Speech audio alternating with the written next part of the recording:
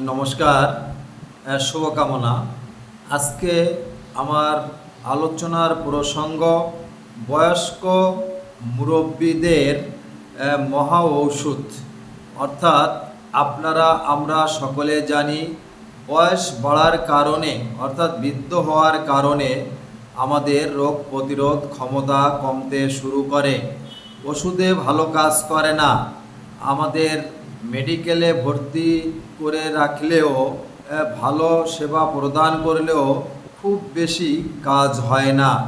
খুব বেশি কাজের জন্য বয়স্কদের সুস্থতার জন্য আমাদের সবচেয়ে বড় যে জিনিসের প্রয়োজন সেটা হচ্ছে পারিবারিক যত্ন, পারিবারিক লক্ষ্য এবং পরিবারের সকল সদস্যকে অসুস্থ রুগীকে ভালোবাসা দেওয়া, তার খোঁজ খবর নেওয়া। অর্থাৎ আপনার পরিবারে বা আমার পরিবারে কোনো বয়স্ক সদস্য যদি অসুস্থ হয়ে পড়ে তাহলে আমাদের মনে রাখতে হবে, আমাদের মা বাবা যদি অসুস্থ হয় তাহলে মা বাবার পাশে সময় দিতে হবে, বসে থাকতে হবে, তাদের খোঁজ খবর নিতে হবে, একটু হাঁটা চলার ব্যবস্থা করতে হবে এবং নিয়মিতভাবে তাদের সেবা করার জন্য আপনার যতটুকু সাধ্য আছে, সময় আছে, ততটুকু তাদের পাশে বসে সময় দিতে হবে।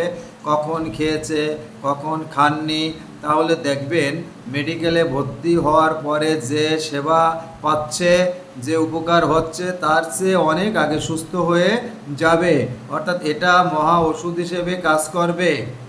অনেক সময় আমরা আমাদের পরিবারের মুরব্বীরা, বয়স্ক লোকরা অসুস্থ হয়ে গেলে তাদেরকে ডাক্তারের কাছে পাঠিয়ে দিই বা মেডিকেলে ভর্তি করে রেখে আসি, কিন্তু সুস্থ কিন্তু তাড়াতাড়ি হয় না।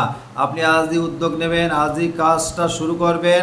আপনার মা বাবা বা আমার মা বাবা বা পরিবারের কেউ যদি অসুস্থ থাকে তার পাশে বসবেন, সুন্দর সুন্দর কথা বলবেন এবং তার সুস্থতার খোঁজখবর নেবেন, একটু হাঁটা চলার ব্যবস্থা করবেন এবং ভালো মন্দ খাওয়ানোর জন্য চিন্তা ভাবনা আর কথা বলবেন, কি কি খাবে কি কি খাবে না। অর্থাৎ আপনার সুন্দর ব্যবহার আপনার বয়স্ক ব্যক্তিকে সুস্থ করে তুলবে মহা ওষুধ হিসেবে। অতএব আমরা মনে রাখব, পরিবারের কোনো বয়স্ক সদস্য যদি অসুস্থ হয় তাহলে অবশ্যই আমরা ওই অসুস্থ বয়স্ক মাতা পিতা ভাই বোনের পাশে থাকব, সময় দিব এবং তাদেরকে সুস্থ করার জন্য আমরা তাদের সম্পর্কে বিভিন্ন সুন্দর সুন্দর কথা বলবো। তাহলে দেখবেন মেডিকেলে ভর্তির চেয়েও খুব দ্রুত সুস্থ হয়ে উঠবে এবং ওষুধের চেয়েও মহা ওষুধ হিসেবে কাজ করবে। অতএব আজ থেকে আমাদের এই কাজগুলো করতে হবে। যদি আমরা কেউ করে না থাকি, আমরা অনেকেই মা বাবার সেবা শুশ্রূষা, বয়স্ক ব্যক্তিদের সেবা শুশ্রূষা সঠিকভাবে করি, আবার অনেকেই করি না। যারা আমরা মা বাবা বা পরিবার পরিজন অসুস্থ হয়ে গেলে পাশে সময় দিই না, তাদের প্রতি যত্ন নিই না, তাদের সাথে কথা কম বলি, তাদের নিয়ে একটু হাঁটাচলা করি না, তারা আজই আমরা এই কাজগুলো শুরু করব বলে আমি আশাবাদী। সবাই ভালো থাকবেন। অতএব আমাদের আজকের আমার আলোচনার মূল বিষয় এটাই ছিল যে মা বাবা বা বয়স্ক পরিবার পরিজনের পাশে আপনার সেবা এবং আপনার সময় দেওয়ার মাধ্যমেই সুস্থতা হয়ে উঠবে আপনার পরিবারের মানুষটি।